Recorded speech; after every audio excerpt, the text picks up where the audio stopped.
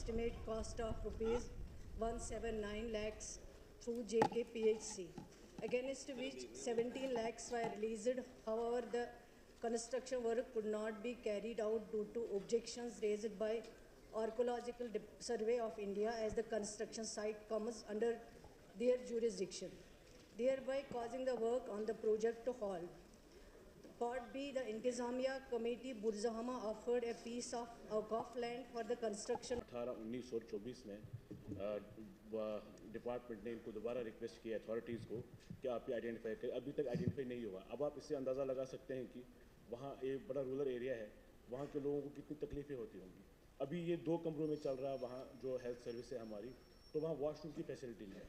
कम से कम ये 15 या 16 हज़ार लोगों को कैटर करता होगा जो बलाई इलाका है हमारा। तो अभी तक आर्कियोलॉजिकल सर्वे ऑफ इंडिया ने अगर बाई चले उनमें बंद भी किया, उसके बाद उस साइट को डेवलप करने का कोई उनका इरादा ही नहीं।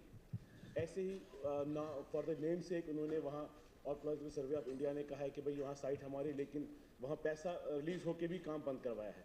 अब वहाँ डिप्टी कमिश्नर साहब जो श्रीनगर के हैं उनको हिदायत दी जाए कम से कम कि at the earliest site identify की जाए, ये जो पैसे है ये लैब्स ना हो जाए, सो दैट इनको फैसिलिटी मिले। और मैं चाहूँगा sir archaeological survey of India को भी जो डिपार्टमेंट हैंडल करते हैं उनका भी एक अगर उस पर भी ध्यान दिया जाए तो इससे अदरवाइज ही पोटेंशियल वहाँ टूरिज्म पोटेंशियल बूस्ट हो सकता है। सर, जो ऑनरेबल मेंबर का कंसर्न है वो बिल्कुल सही है। बिल्डिंग में बनने में बहुत ज़्यादा डिले हुआ है जो नहीं होना चाहिए, लेकिन खुद ही ए पार्ट जो है इसमें मैंने बता दिया कि जो पहले लैंड दिया गया था उसमें आर्कियोलॉजिकल डिपार्टमेंट ने ऑब्जेक्शन दी कि आप यहाँ कंस्ट्रक्शन नहीं कर सकते हो।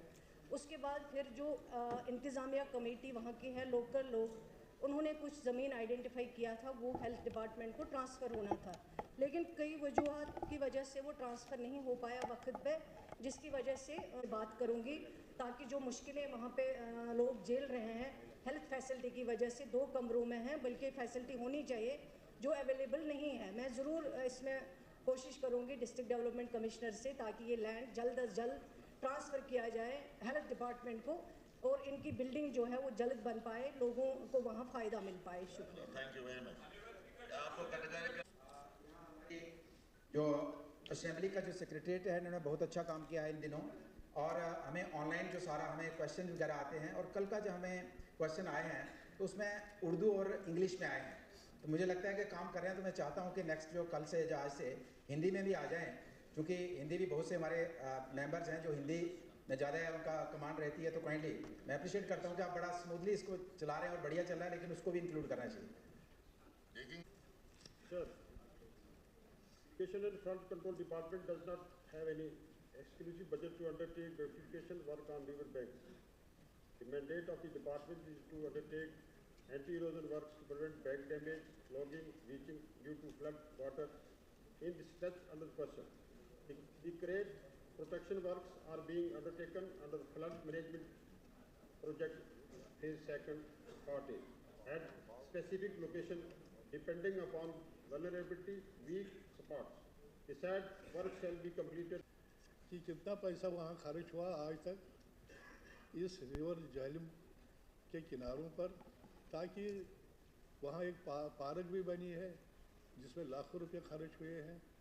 और मैं चाहता हूँ कि ये बताए कि ये कितना पैसा खर्च हुआ है और क्या ये पार्क एक्सटेंड होगी, और इसमें ब्यूटिफिकेशन की जो बात मैंने की है इसमें टूरिज़्म भी इन्वॉल्व है, इसमें टाउन एरिया भी इन्वॉल्व है और डिपार्टमेंट भी इन्वॉल्व है। क्या ये टेकअप कर सकते हैं या नहीं? तो श्रीनगर में ब्यूटिफिकेशन कराया गया बैंक्स को मरकजी सरकार की मावनत से, क्या इस वक्त ये उस तर्ज पे वापस पैसा ला के इन चीज़ों को एड्रेस नहीं कर सकते?